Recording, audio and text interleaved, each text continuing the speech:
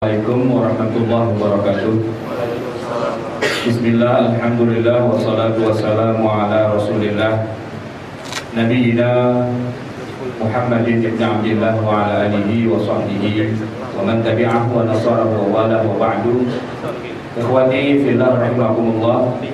Judul sebagaimana yang bisa kita baca adalah zakat barang dagangan.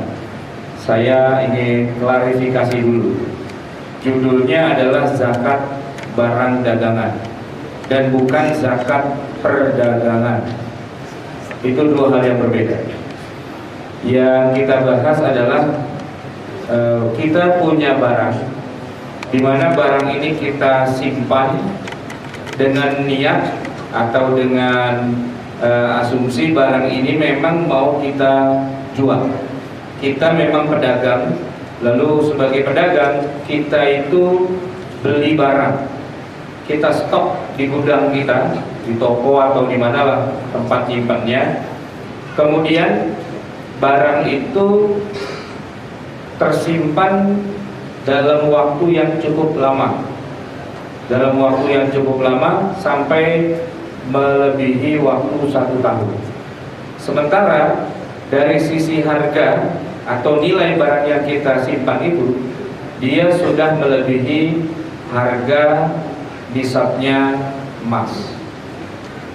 Nah, pada saat kita sudah memilikinya selama setahun, dalam keadaan dia bernilai setara dengan nisabnya emas. Nisabnya emas itu 85 gram. Jadi kalau boleh kita hitung dengan kurs hari ini, ya sederhananya anggaplah emas itu harganya misalnya 500.000 1 gramnya.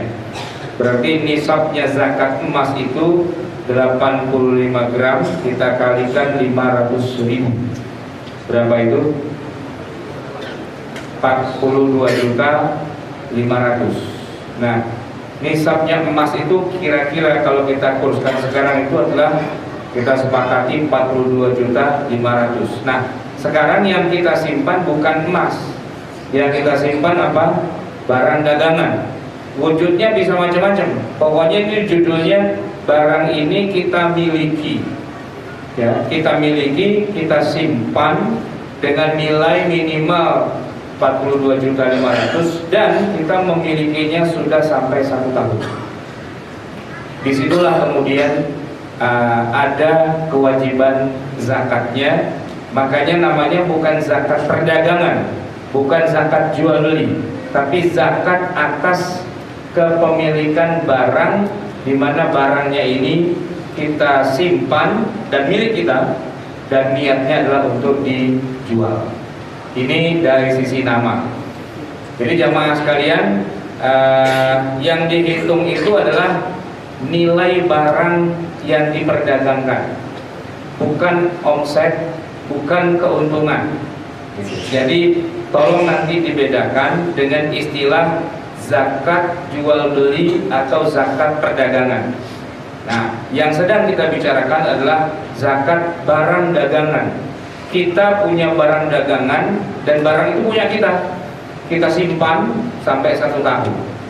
Nah, kemudian nisabnya itu setara dengan 85 gram emas yang tadi sudah saya sebutkan.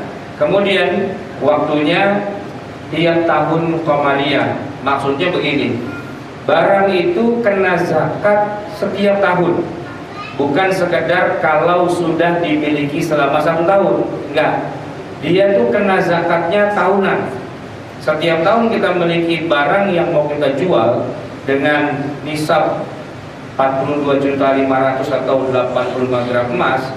Kalau barang ini tetap ada di gudang kita, di rumah kita, tetap kita miliki, nanti setiap tahunnya ketemu lagi bulan yang sama, tanggal yang sama sejak kita memilikinya, itu kena zakat lagi,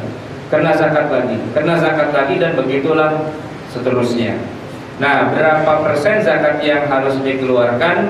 Tidak banyak, cuma 2,5% atau setara dengan 1/40. Misalnya kita punya barang dagangan yang katakanlah misalnya jumlahnya ada 40 biji. gitu ya. Sebuah benda yang katakanlah harganya misalnya satu buahnya seharga 2 juta misalnya, handphone gitu ya. Nah, handphone kita punya banyak karena kita pedagang handphone. Kita beli ya dan kita stok. Satu buahnya kira-kira harganya 2 jutaan. Nah, berarti kalau jumlah handphonenya itu sudah mencapai angka total 42,5 juta, katakanlah kalau satu handphone 2 juta, satu handphone 2 juta harganya, bukan harga jual ya, harga kita belinya, modal. Nah itu biar kenanya nisab itu harus berapa biji handphone? Berapa? 22 ya. Kalau 22 kan 44 berarti kan? Nah kira-kira seperti itu. Ada 22 biji handphone yang harganya 2 jutaan, atau harganya boleh tidak sama. Yang penting nilai totalnya berapa nih handphone yang kita stok. Katakanlah, wah kalau kita totalkan harganya ini kira-kira 50 juta. Oke, 50 juta. Handphone itu kita simpan ya selama 1 tahun Muhammadiyah. Nah itu kena zakat. Karena jumlahnya tadi ada 40, ya seperempat 40 yang kita keluarin dari jumlah handphone itu. Tapi yang dikeluarkan bukan berapa biji handphonenya, tapi nilainya. Karena nanti ada handphone yang harganya bisa sampai 5 juta, 10 juta. Tapi mungkin juga ada handphone yang rada-rada low end, yang ecek begitu, yang mungkin harganya mungkin ya 500.000, 700.000 begitu ya. Yang handphone sekali pakai gitu istilahnya. Sekali pakai buang. Nah, intinya adalah kita memiliki barang yang mau kita perjualbelikan selama 1 tahun dan nilainya setara dengan 85 gram emas. Disitulah kemudian nanti ada kewajiban zakatnya.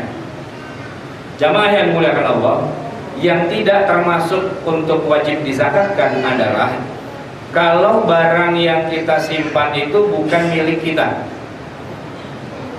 Kita cuma timbang punya kios doang, tapi barang yang kita jual di kios itu bukan punya kita, punya orang. Apakah kita wajib untuk mengeluarkan zakat? Jawabnya tidak. Kenapa? Karena yang namanya zakat itu baru wajib dikeluarkan kalau barang itu punya kita. Ya kan? Saya kasih gambaran yang sederhana. Saya ini orang Betawi, ya daerah Pendurengan, Kuningan dan sekitarnya ini. Salah satu bisnis kita yang paling menggiurkan itu adalah bisnis parkiran motor. Gitu. Parkiran motor di belakang mall. Karena kalau parkir di mall kan kena cas gitu ya. Tapi kalau di belakang mall gitu, nah itu nggak pakai modal. Yang penting dikasih konblok, ya udah begitu aja. Nah, seandainya di dalam parkiran motor, ini kan orang parkir di halaman kita banyak nih. Seandainya ada motor yang sudah habis masa berlaku STNK-nya, harus bayar pajak. Itu yang bayar pajak yang punya parkiran apa yang punya motor? Yang punya motor gitu. Nah kita mah cuman ngasih tempat saja, ada parkiran, ada motor parkir di halaman kita, ya sudah. Urusan bayar pajaknya yang punya. Nah oleh karena itu, walaupun barang kita, sekarang kita balik ya, walaupun barang kita nggak di gudang kita, adanya di gudangnya orang, di tempat lain, di mana kita titipkan, konsinyasi istilahnya begitu. Kita pengusaha, kita punya barang, kita beli dan sebagainya, lalu kita titipkan ke berbagai macam warung, ke berbagai macam tempat. Nah kan kita punya nih ya catatan, kita punya barang ada di warungnya si Anu itu kalau totalnya berapa jumlahnya ternyata memenuhi nisab dan sudah melewati batas waktunya, haulnya, maka kita wajib mengeluarkan zakat senilai 2,5% dari total barang yang kita miliki. Itu satu. Yang kedua, zakat barang dagangan ini tidak ada kaitannya dengan apakah barang ini terjual atau tidak terjual. Nggak ada kaitannya. Laku apa nggak laku itu nggak ada kaitannya. Kita dapat duit masuk karena kita jual atau tidak dapat duit karena stoknya nggak laku-laku itu nggak ada kaitannya. Sebab yang dimaksud dengan urudut tijarah, urud itu barang gitu ya, itu maksudnya adalah benda yang kita punya dan kita punyanya sudah melebihi nilainya dan sudah melewati batas waktunya, kita kena cas zakatnya gitu ya. Nah adapun kalau misalnya kita bisnis lalu kita jual beli, entah itu kita trading gitu ya, atau katakanlah usaha rumah makan dan yang semacamnya, sebenarnya itu tidak masuk dalam kategori zakat. Tidak masuk dalam kategori zakat. Kenapa saya katakan tidak masuk? Karena kita tidak menemukan ayat Al-Quran yang menetapkan bahwa orang kalau jual beli dapat untung gitu ya, itu wajib zakat, itu nggak ada ayatnya. Begitu juga kita tidak menemukan hadis-hadis Nabi, dari yang paling sahih-sahihnya sampai yang paling palsu-palsunya gitu ya. Itu tidak ada satupun hadis yang menyebutkan bahwa orang kalau bisnis, kalau jual beli, dagang dapat untung, lalu dia wajib bayar zakat. Nggak ada. Tidak ada. Dan kalau kita cek ke semua kitab para fuqaha sepanjang 15 abad ini, baik para fuqaha yang berafiliasi ke madhab Hanafi misalnya, atau Maliki, atau Syafi'i, atau Hambali, tidak ada satupun yang mengenakan kewajiban zakat atas transaksi jual beli, jual tanah gitu ya, jual rumah, jual mobil, ya, jual apalah perabotan begitu. Itu tidak ada satupun para ulama yang membahas bab tersebut gitu. Oleh karena itu jamaah sekalian, kalau kita bicara bahwa jual beli itu kena zakat gitu ya, maka ini adalah sesuatu yang baru, sesuatu yang baru saja diciptakan di zaman modern sekarang ini ya. Misalnya katakanlah Dr. Yusuf Al-Qaradawi dalam kitab Fiqh Zakahnya, memang beliau termasuk orang yang memulai ijtihad baru, yang mana tidak ada ayat Quran secara langsung, tidak ada hadisnya secara langsung, bahkan tidak terdapat dalam kitab-kitab fikihnya para ulama sepanjang 15 abad. Barulah kemudian dia berpikir, kayaknya kalau kita kenain zakat buat orang jualan asik juga nih gitu ya kan, asik juga. Jadi dalilnya dalil asik juga gitu. Bukan dalil Quran, bukan dalil sunnah, dalil asik juga gitu. Dan kenapa kok banyak yang istilahnya menyambut apa yang dikatakan oleh beliau itu? Karena memang menguntungkan pihak lembaga amil zakat gitu. Jadi banyak yang pendapatan ya kan, setiap orang dagang kena charge, setiap orang jualan kena charge gitu. Nah akhirnya jadi dapat banyak, jadi dapat banyak pemasukan buat lembaga amil zakat.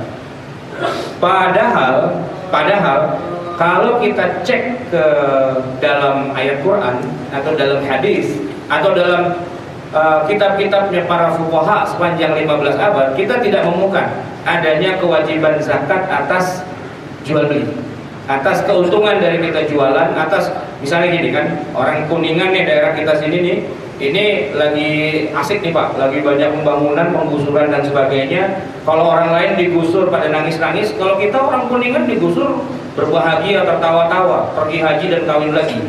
Kenapa? Ya karena harga tanahnya melambung tinggi gitu. Harga tanahnya itu bisa sampai 1 meternya Pak, bisa sampai 60-70 juta semeter gitu ya kan. Jadi kalau kita bikin WC itu semeter tuh harganya mahal juga tuh ya, karena semeter begitu udah 70 juta. Nah gitu, makanya tertawa dan berbahagia. Bahkan sampai-sampai masjid yang udah diwakafin sama engkongnya itu dibatalkan pewakafannya. Enggak, engkong kita dulu kita wakafin begitu. Itu cuma dipinjemin doang buat masyarakat kalau pada mau sholat. Nah sekarang giliran kita, anak cucu pada mau pakai, kita jual dah, dibagi waris. Itu sampai segitunya. Nah jemaah sekalian, begitu dapat duit itu kan angkanya udah MM-an gitu ya, udah MM-an. Banyak orang yang berpikir, nah jangan lupa ente bayar zakat. Padahal balik lagi, tidak ada kewajiban bayar zakat, biarpun orang itu untung besar karena harga tanahnya setinggi langit. Itu tidak ada kewajiban zakatnya. Kalau kita bicara dari sudut pandang zakat, nah mestinya kita melihat dari sudut pandang yang lain, bukan zakat, tapi kita bicara tentang sedekah, kita bicara tentang wakaf, kita bicara tentang amal jariah. Nah, Di situ memang sudah selayaknya dan sudah seharusnya begitu orang dapat rezeki nomplok gitu ya, sisihkanlah sebagian dari hartanya itu. Dan kalau kita bilang itu zakat, repotnya adalah kita nggak ketemu hadisnya. Di mana ada hadis yang mengatakan siapa saja yang jual tanah dapat gusuran maka dia wajib bayar zakat, nggak ketemu hadisnya. Nah kita jadi bingung, kewajibannya nggak ada. Berapa persen? Itu juga nggak ada hadisnya. Berapa persen kalau kita jual tanah? Apakah 2,5%, 5%, 10%, 20%, atau 100% zakatnya? Nggak ada dalilnya. Terus juga kapan mesti bayarnya? Nggak ada juga, nggak ada dalilnya gitu. Nah, kok sekarang banyak orang bilang bayar zakat, bayar zakat? Nah itu semua dalilnya itu bikin sendiri, handmade, dibikin sendiri. Oleh karena itulah maka antum tanya tentang hukum zakat jual beli kepada satu ustadz, itu jawabannya akan beda ketika antum tanyakan pada ustadz yang lain. Kenapa? Karena ustadz yang satu itu dia bikin sendiri dalilnya, bikin sendiri aturannya, dan ustadz yang lain bikin sendiri juga. Gitu loh. Namanya juga boleh bikin sendiri, ya kan? Pasti nggak sama. Apalagi handmade, ya, buatan tangan, gitu. Ada 100 ulama ditanya tentang hukum zakat jual beli, maka jawabannya itu ada 100 macam juga dengan berbagai macam ijtihad yang dia buat. Kenapa kok mereka nggak sama? Ya karena nggak ada dalilnya, nggak ada ayat Qur'annya, nggak ada hadisnya, jadi bikin sendiri, gitu kan? Nah sebenarnya saya lebih cenderung untuk mengatakan bahwa orang kalau jual beli dapat untung, ya kan? Memang dia tetap keluarkanlah sebagian hartanya, tapi dengan catatan itu bukan zakat, gitu ya. Tapi keluarkan saja. Terus gimana cara ngitungnya? Nah, ngarang sendiri aja udah, gitu. Namanya juga sedekah, terserah saya mau sedekah berapa. Contoh nih Pak, kita habis sholat, tiba-tiba kotak amal lewat. Tadi tuh mana tuh mobil-mobilan tuh. Nah, ini kotak amal lewat kan? Yang masukin duit ke kotak amal itu orangnya beda-beda. Duit yang dimasukin pun beda-beda, Pak. Ya kan? Tidak ada kaitannya berdasarkan standar gaji. Nggak, gitu kan? Nggak ada. Di kotak amal nggak ada. Anda gaji berapa? Berarti 2,5% masukin sini. Nggak ada. Gitu. Bisa jadi orang yang gajinya 30 juta masukin duitnya cuma 500 rupiah, gitu ya. Bukan 500 ribu, 500 rupiah. Bisa jadi, gitu. Dan boleh jadi juga ada orang yang gajinya cuma 3 terus tanggal 3 sudah koma, gitu ya. Itu masukin duitnya 2 juta. Bisa jadi. Namanya juga sedekah, bebas, tidak ada aturan, gitu kan. Terserah, tergantung ketebalan iman masing-masing, gitu. Ya kan, kalau imannya tebal, keluarnya banyak, walaupun dapatnya sedikit. Tapi kalau imannya rada-rada tipis, saking tipisnya itu tembus pandang transparan, gitu ya. Nah itu ngasihnya dikit, cari yang recehan, diubah-ubah tuh dompet kagak ada recehan. Bilang sama pengurus masjid, Pak ada kembalian nggak Pak? Iya, infak pakai kembalian. Ya itu nggak apa-apa, namanya juga infak, namanya juga sedekah, nggak ada ketentuannya. Mau keluarin berapa aja, kata orang Betawi, seterah lu dah. Gitu. Bukan terserah, seterah. Jamaah yang dimuliakan Allah, kita ambil contoh ya. Abu Bakar As-Siddiq radhiyallahu anhu, beliau itu pedagang. Nah, ketika beliau untung dari satu bisnis, ya ada satu proyek bisnis bagus, cakep gitu ya. Berapa yang beliau keluarkan untuk disedekahkan kepada fakir miskin untuk baitul malil muslimin? Berapa persen? 100%. Itu zakat bukan? Bukan. Mana ada zakat 100%? Enggak ada. Ya, itu urusannya dia sendiri karena Abu Bakar imannya tebal banget. Dan keluarganya siap, gitu kan? Ya sudah, dia keluarkan infak 100% dari pemasukannya dia, luar biasa. Umar ngiri banget sama Abu Bakar. Dia pengen, Umar sih kalau masalah iman kagak kalah, gitu ya kan? Cuman Umar banyak yang gerebengin, banyak keluarganya, banyak anaknya dan sebagainya. Begitu dia mau kasih seluruh hartanya, kata bininya, tar dulu, ini dapur kagak ngepul nih, kepulin dulu dapur baru. Ada setelah dikalkulasi, dihitung-hitung, direken, yang bisa dikeluarkan cuma 50%. Kalah sama Abu Bakar. Ya nggak apa-apa. Gitu. 50% Pak, gitu. Ada nggak zakat 50%? Nggak ada. Itu tergantung ketebalan iman dan kebutuhan, gitu ya. Nah, juga tergantung pendapatan juga, sekaligus juga ya kebutuhan hajat yang paling dasar, di mana dia memang ada kewajiban menghidupi anaknya, istrinya, dan sebagainya. Nah, kalau dia punya kelebihan, silahkan saja dia keluarkan. Tapi itu juga bukan zakat. Nah, jamaah sekalian yang dimuliakan Allah, adalah lebih baik ya kita bilang itu sedekah biasa dan bukan zakat, gitu ya. Kenapa? Nanti begini Pak, kalau kita bilang yang kita keluarkan itu dari hasil keuntungan jual beli dagang, kita bilang zakat, ini outputnya jadi nggak bisa diapa-apain. Karena begitu bilang zakat, dia terjebak dengan ketentuan zakat. Innamas shadaqatu lil fuqara wal masakin wal 'amilina 'alaiha wal mu'allafati qulubuhum, dan seterusnya. Hanya ada 8 asnaf saja.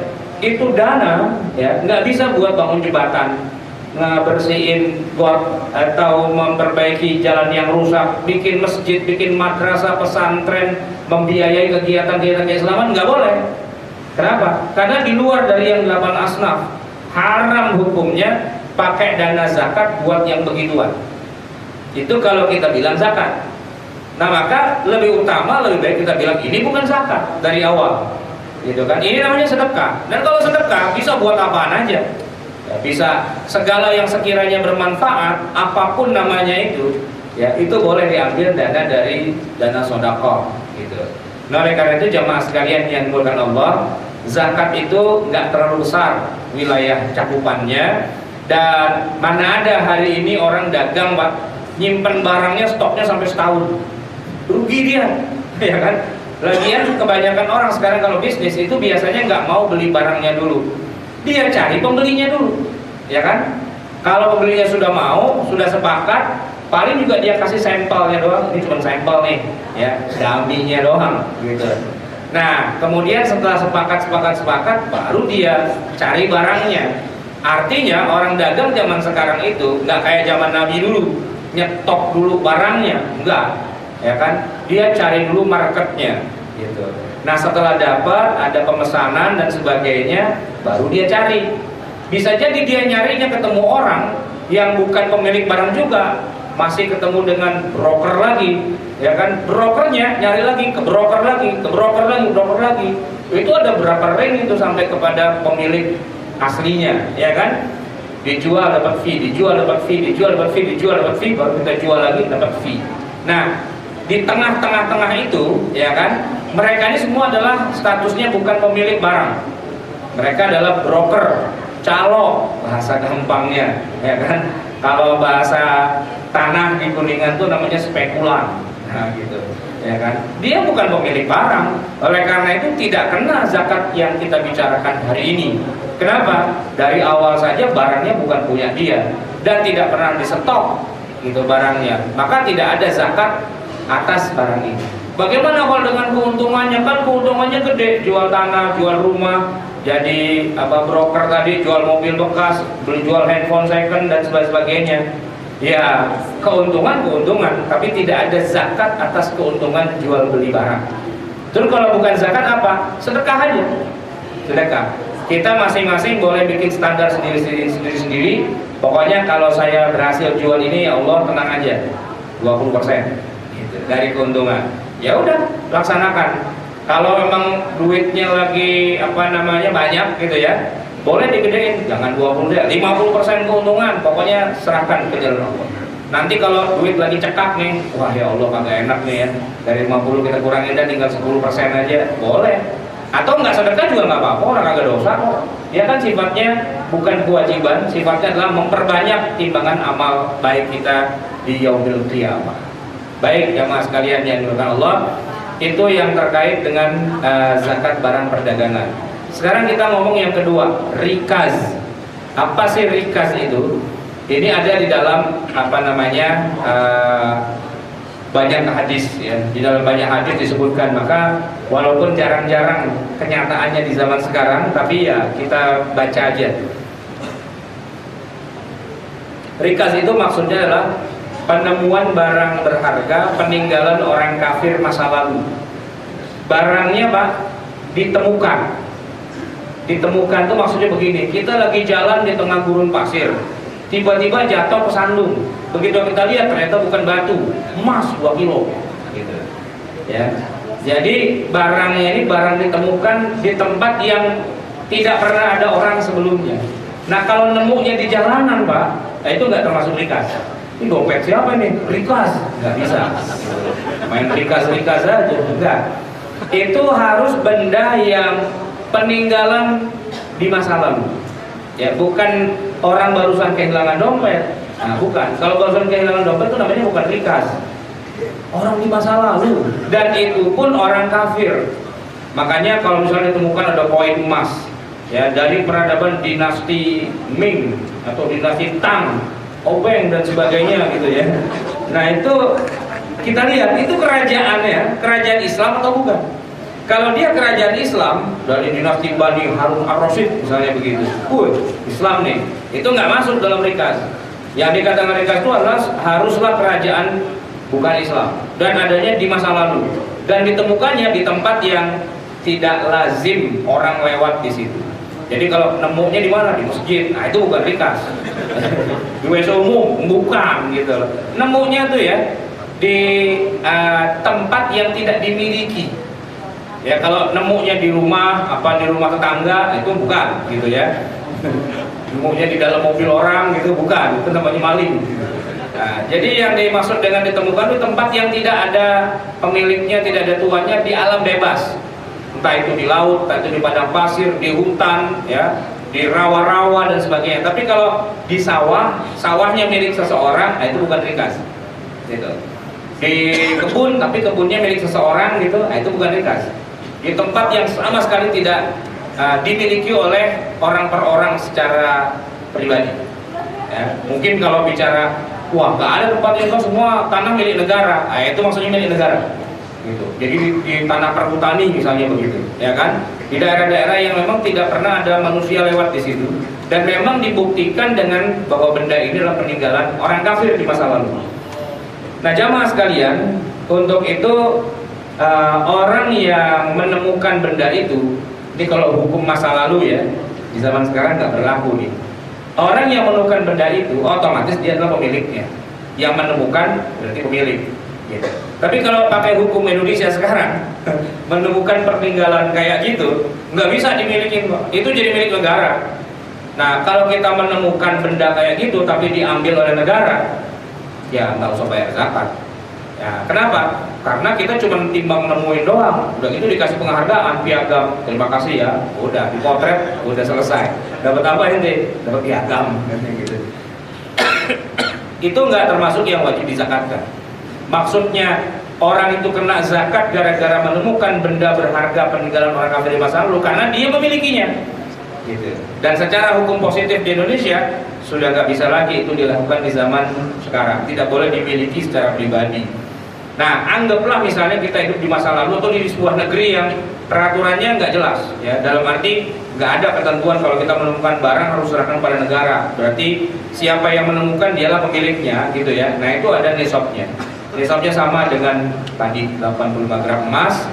Nah, kalau dari sisi waktu, ini adalah zakat yang temporal.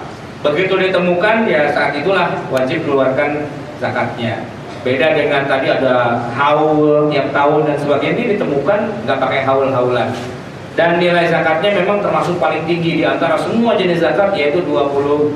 20% itu artinya 1/5 dari nilai total harta yang kita temukan itu wajib dikeluarkan zakatnya. Itu yang maksud dengan zakat rikas. Nah jamaah sekalian yang dimuliakan Allah, para penemu zakat modern sekarang ini seringkali menjadikan zakat rikas ini sebagai dalil untuk dikias-kiaskan atas zakat yang dia bikin sekarang ini. Contohnya gini Pak, orang kalau dapat hadiah undian sayembara atau dapat arisan gitu ya, atau dapat hadiah penghargaan dan sebagainya, atau bonus atau apalah begitu, itu sering disebut-sebut wajib tuh dizakatin. Kalau ditanya apa dalilnya, mana hadisnya, mana ayatnya, nggak ada. Tapi biasanya dikait-kaitkan dengan rikas ini. Jadi kita dapat arisan nih Pak, disuruh bayar zakat 20%. Dalilnya apa? Ente kan dapat rezeki nomplok gitu. Padahal rikas itu memang rezeki nomplok. Tapi kalau menang arisan itu bukan rezeki nomplok, emang duit kita itu. Ya kan? Kan tiap kumpul arisan kita bayar. Terus begitu kita dapat arisan itu bukan rezeki nomplok, emang rezeki kita dari awal. Cuman muter-muter aja dulu gitu kan. Nah, tetapi banyak orang yang zaman sekarang ini yang berijtihad mengkait-kaitkan antara kewajiban zakat arisan, zakat hadiah itu dengan rikas. Apa yang dibikin sama dapat gede, kaget gitu kan. Ya kan, orang kan dapat zakat rikas kan kaget tuh, lagi jalan di tengah hutan tiba-tiba jatuh kesandung apaan? Emas 2 ton gitu misalnya. Nah, itu kan kaget. Padahal itu beda banget dengan orang dapat undian, arisan dan sebagainya. Orang undian, arisan itu dia bayar, ya dia ikut keanggotaan, dia ada urunan, dia ada sesuatu yang dia keluarkan dan memang diharap-harapkan dapat. Cuma tinggal nunggu kapan waktunya, giliran yang kapan begitu kan. Sementara orang yang tadi jalan di hutan itu nggak niat ke hutan tuh, nawaitunya bukan mau nyari emas, siapa tahu dapat, enggak gitu. Dia lewat hutan aja, kebetulan dapat. Jadi kagetnya kaget betulan. Kalau arisan itu kagetnya nggak betulan, kagetnya yang dibikin gitu, ya kan? Kaget yang direncanakan. Nawaitul kageta, saya niat untuk kaget. Cuman kapan waktunya itu aja kan? Jadi jamaah sekalian dimulakan Allah, sebenarnya tidak tepat juga mengkiaskan zakat undian, zakat hadiah, zakat THR, zakat uang apalah, uang dengar, uang apa dan sebagainya itu dengan rikas. Kenapa? Karena rikas itu prinsipnya sangat ketat. Ya. Tidak semua benda yang ditemukan itu adalah rikas. Tidak sekedar orang kaget, dapat harta langsung jadi rikas. Enggak, gitu ya. Baik jamaah sekalian, kita buka kesempatan forum tanya jawab. Waktu kita masih banyak sih sebenarnya. Mungkin ada yang bertanya, foto. Dari jamaah mungkin ada pertanyaan berkenaan dengan zakat barang dagang dari bapak-bapak. Terima kasih. Di sini saya ingin menanyakan Ustaz tentang barang dagangan. Apabila tadi barang dagangannya nggak sampai haul, ternyata dijual, setelah dijual kurang dari nisabnya, apakah nanti dia dihitung nisabnya dari awal atau dari ketika pengurangan sampai lagi pada nisab, ada nisab baru lagi? Terima kasih.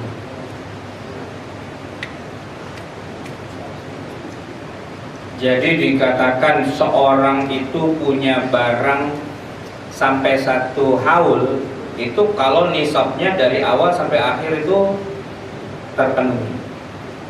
Bahwa nanti sepanjang di perjalanan tahun itu kadang-kadang barangnya nambah, nilainya nambah atau turun atau apa gitu, itu tidak terlalu pengaruh. Yang penting di awal dan di akhirnya gitu. Nah kalau di awalnya memenuhi nisab, tapi begitu udah 12 bulan kemudian pas jatuh tempo setahunnya malah di bawah nisab nilainya, ya udah nggak kena, sudah nggak kena kewajiban zakat. Kenapa? Berarti kan dia memiliki satu nisabnya itu tidak selama 1 haul, ya. Tapi kayak gitu rentan juga ya. Bisa jadi orang itu sengaja jual aja biar nggak kena nggak kena 1 haul. Ya bisa sih. Agama Islam itu kan paling gampang ditipu, ya. Dan yang paling pintar nipu adalah pemeluknya sendiri, ya kan? Bisa, kalau mau bisa. Ya kenapa susah? Puasa Ramadan, minum aja, ngumpet, gitu kan bisa. Ya, cuman kan kita tahu, ya ini nggak ada pahalanya berarti. Cuman di depan orang aja kita show off, puasa, nggak taunya kita minum. Minumnya sih bukan di tempat makan dan sebagainya. Pas wudhu itu kan kumur 3 kali, masuk air 3 kali, keluar cuma 2. Yang 1 kemana? Kan korupsi itu ya, gitu ya. Nah itu kan bisa. Kenapa jadi nggak bisa? Zakat juga begitu, bisa. Kalau emang nawaitunya pengen mencurangi agama Allah tuh sangat bisa, gitu. Atau nggak usah zakat aja sekalian, bisa juga. Siapa yang mau nagih? Ada nggak yang nagih-nagihin zakat? Nggak ada. Ya kan, bisa, sangat bisa. Cuman begini kan masalahnya, kita kan beriman pada agama Islam, tahu syariah gitu kan. Ya tentu saja kita ingin harta kita ini hartanya halal.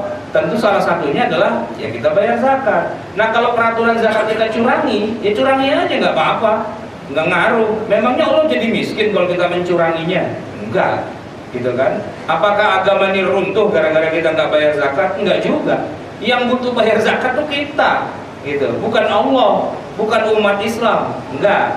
Nah kalaulah misalnya seandainya kita mencurangi aturan main seperti itu, nah terus kemudian katakanlah di dunia kita nggak kenapa-kenapa, ya boleh jadi nanti balasannya kan di akhirat gitu loh.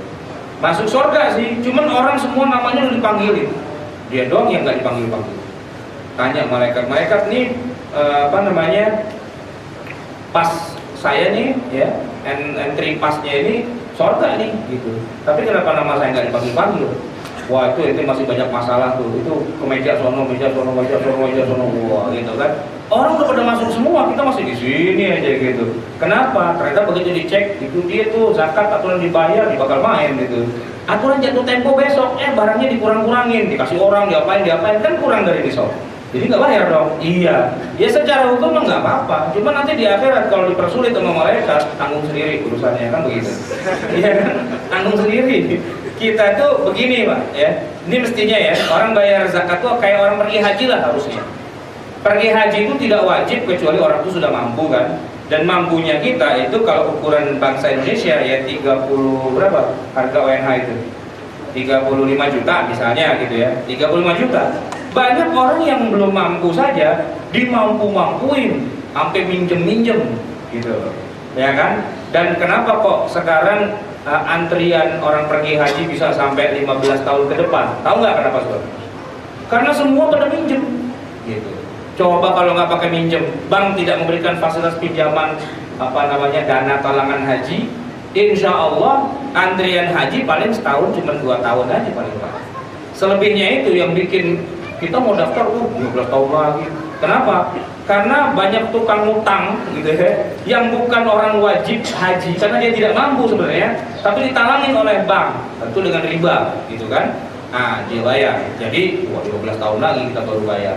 Kan begitu. Jakarta itu macet gara-gara orang utang sebenarnya. Ya, itu mobil penuh, motor penuh juga. Kalau kita cek, udah lunas belum? Belum. Rata-rata tuh mobil yang macet di Jakarta itu rata-rata mobil utang semua itu. Ya kan? Kalau ada razia mobil utang gitu ya, yang belum lunas nggak boleh jalan, gitu kan? Wah itu Jakarta sepi, gitu. Jakarta sepi. Ya kan? Tapi aku nggak bisa kemana-mana. Kenapa? Motor, mobil semua kan ngutang itu. Artinya belum mampu untuk membeli motor, tapi dipaksa untuk bisa mampu beli motor. Akhirnya motor jadi banyak, kan begitu ya. Nah begitu juga dengan kasus yang sedang kita bicarakan ini, ya. Orang pergi haji itu belum mampu, ya belum mampu, tapi dimampu-mampuin, kan gitu ya. Nah mestinya orang bayar zakat tuh gitu juga. Kalau ngitung-ngitung nisab saya sih sebenarnya belum, tapi pengen banget bisa bayar zakat. Udah pinjem dan biar jadi mampu, kan begitu harusnya. Biar bisa bayar zakat, harusnya begitu. Ini enggak, malah dibalik gitu. Sebenarnya itu udah melebihi ini, sok dikurang-kurangin biar nggak kena. Ini lucu banget, gitu, lucu banget. Padahal kalau kita urut-urutin, mana lebih wajib bayar zakat sama bayar sama pergi haji? Itu tuh zakat duluan lah, karena zakat sama sholat tuh nempel kemana-mana kan. Aqimus sholat wa atuz zakat, aqimus sholat wa atuz zakat, selalu gitu. Haji itu entar belakangan gitu.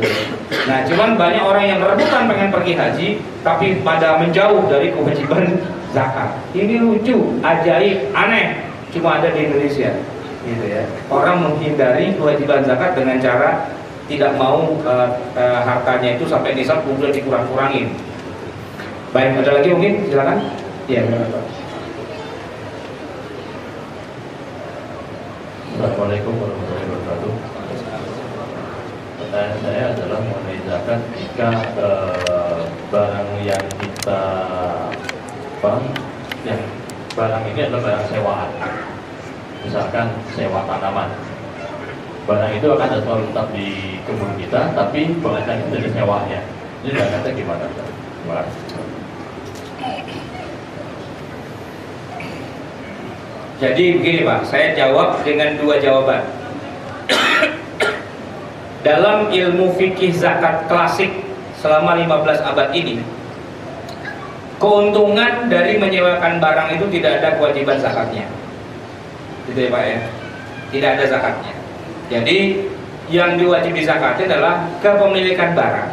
Kita memilikinya dengan niat mau kita jual.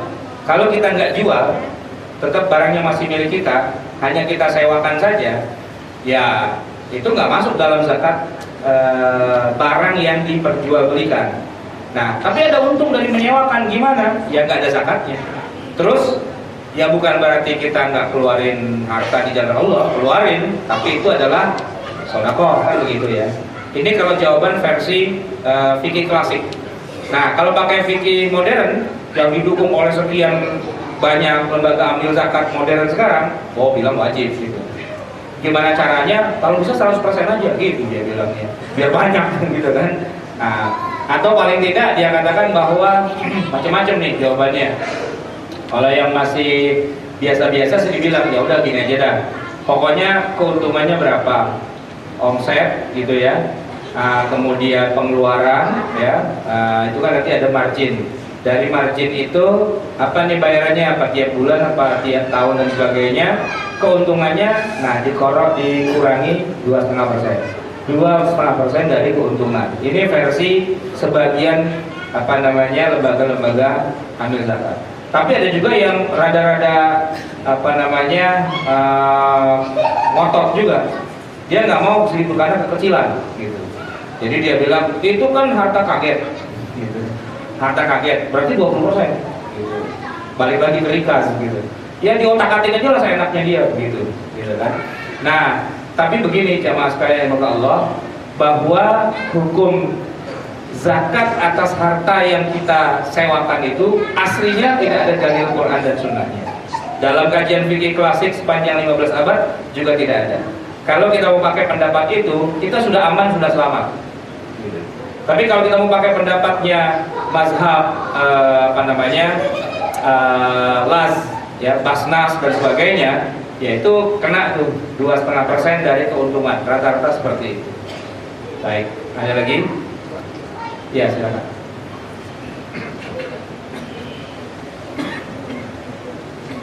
Bismillahirrahmanirrahim. Assalamualaikum warahmatullahi wabarakatuh. Yang saya mau tanyakan Pak, kalau kita habis jual tanah tuh uangnya bayar zakat nggak Pak? Dan seandainya keluar zakat, kalau kita salurkan untuk ke masjid atau ke taklim-taklim, hukumnya gimana gitu ya Pak? Waalaikumsalam warahmatullahi wabarakatuh. Jadi ketahui nih Pak ya, jual tanah, duit kan banyak, ya kan? Apakah wajib bayar zakat? Jawabannya tidak wajib. Gitu. Sebab jual beli itu tidak mewajibkan zakat, gitu. Ya kan? Yang wajib itu kalau misalnya kita tadi memang judulnya kita bisnis jual beli tanah kita beli, niatnya mau kita jual, jadi kita stok, gitu kan?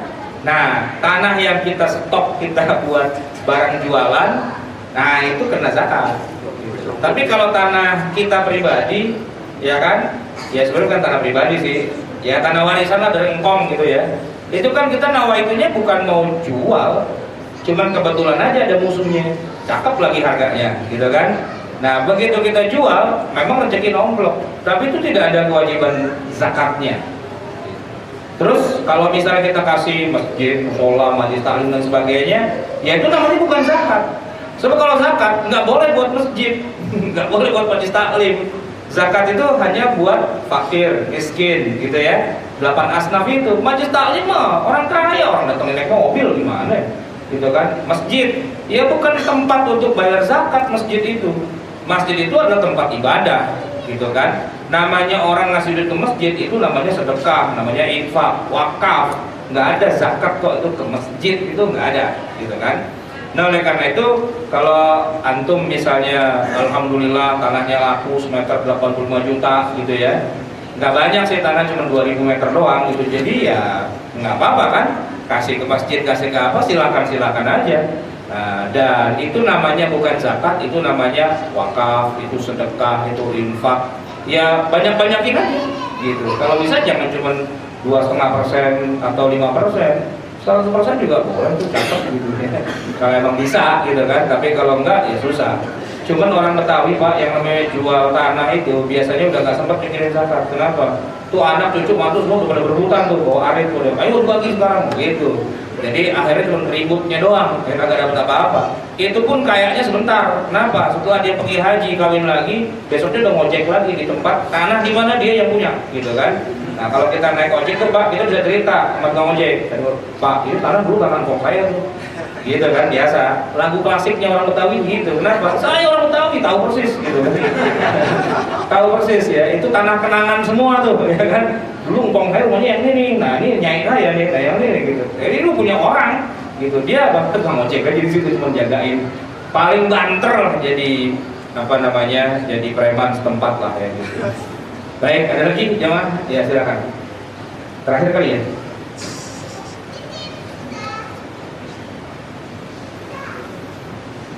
Assalamualaikum warahmatullahi wabarakatuh. Terima kasih Ustaz. Saya jadi pengen lebih mungkin agak menyimpang. Saya tahu definisi ijtihad itu jadi apa? Karena ternyata maaf pada forum yang sama juga minggu lalu juga banyak muncul jakat-jakat baru gitu ya. Saya juga sebetulnya kurang sah gitu. Nah jadi gampang sekali berijtihad. Jadi sebetulnya ijtihad itu apa? Seperti tadi juga kita nyampein ijtihadnya si A begini. Apakah itu betul-betul ijtihad atau cuma sekedar pendapat? Jadi mungkin itu Assalamualaikum warahmatullahi wabarakatuh. Ya ijtihad itu kira-kira kayak fatwa lah gitu ya. Ya kalau ulama besar, katakanlah kita sebut misalnya Al-Imam Asy-Syafi'i rahimahullah, ketika dia berfatwa, ya emang kapasitasnya sebagai orang yang diakui fatwanya di mana-mana, ya kan udah jaminan mutu lah gitu. Nah cuman kalau Ahmad Sarwat gitu ya berfatwa, ya namanya fatwa juga sih. Cuman orang akan bilang, ah siapa lo ngomong barangan aja, begitu kan? Sama-sama berfatwa, sama-sama berijtihad, tapi beda yang ngomong siapa gitu kan? Nah kalau tadi saya sebut bahwa selama 15 abad tidak ada para fuqaha, para ahli fikih yang mengatakan zakat ini, zakat itu dan sebagainya, itu fatwa mereka memang fatwa yang mu'tamad, dipakai sepanjang 15 abad oleh seluruh umat Islam sedunia. Tapi kalau yang tadi saya sebut lembaga-lembaga ambil zakat, ya dia ijtihad sendiri aja. Yang mana tidak semua orang setuju dengan pendapatnya dia itu. Tidak semua orang setuju. Saya misalnya nggak setuju dengan adanya zakat tadi barusan. Orang kalau jual tanah wajib zakat. Saya bilang nggak wajib. Kenapa? Nggak ada dalilnya, nggak ada ayatnya, nggak ada hadisnya, nggak ada ijtihad yang mirip kayak gitu sepanjang 15 abad ini. Nah terus ente ngapain tiba-tiba jadi mujtahid kesiangan hari ini kan begitu? Ya itu. Tapi dia berhak sih berijtihad. Cuman siapa yang mau pakai hasil ijtihadnya dia? Itu aja masalahnya kan.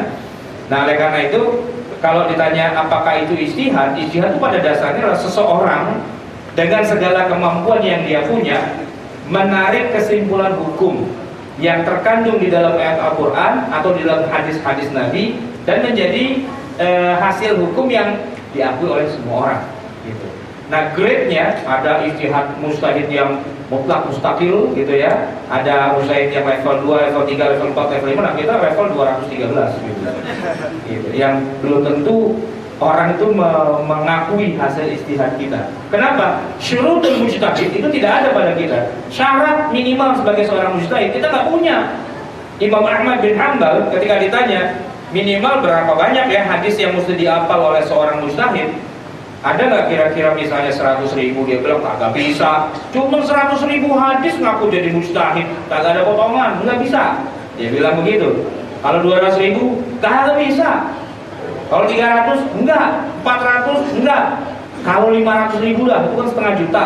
Dia hafal luar kepala 500.000 hadis dengan sanadnya, dengan matannya, dengan kekuatan kesimpulan hukumnya apakah sahih apa dan sebagainya. Kata Imam Ahmad, ya kalau gitu kayaknya boleh dah. Cuman baru bilang boleh dah gitu. Artinya kira-kira bisa dah gitu. Nah cuman sekarang saya tanya, di antara semua kiai ustadz ajengan tuan guru di Indonesia, siapa yang hafal 500.000 hadis? Boro-boro 500.000 hadis ya. 2 hadis aja belibet mulu, nggak selesai-selesai. Gitu ngaku mustahid, ya nggak mungkin lah. Gitu. Oleh karena itu jamaah yang dimuliakan Allah tidak mudah jadi mujtahid itu, ya kan? Kalau ngaku gampang, setiap orang bisa. Saya mujtahid, ya, mujtahid bin mu'alim. Gitu. Bisa, namanya dia mujtahid, namanya mu'alim. Gitu kan? Bisa, tapi nggak begitu juga jalan ceritanya. Oleh karena itu sebenarnya masalahnya sederhana aja. Sebagian kalangan pingin semua tadi itu dijadikan zakat gitu loh. Maksudnya biar orang pada keluar duit. Kalau saya ingin mengatakan bahwa nggak usah pakai dibilang zakat, gitu kan? Karena memang tidak ada dalilnya. Yang penting orang pada bayar aja. Toh itu manfaatnya kembali ke dia sendiri, bukan buat siapapun kan? Juga bukan buat amil zakat. Dan bukan buat ustadz juga. Apakah kalau ustadz ceramah wajib zakat terus dia pulang bawa buntelan duitnya zakat semua? Kan enggak juga. Gitu loh. Dan ngapain ngotot-ngotot orang dipaksa-paksa bikin zakat baru yang tidak ada dalilnya? Kan begitu. Nah, mendingan kayak isu Mansur aja ketahuan. Gitu loh. Nggak usah dibilang zakat, yang penting dikilik-kilik aja hatinya. Ya kan?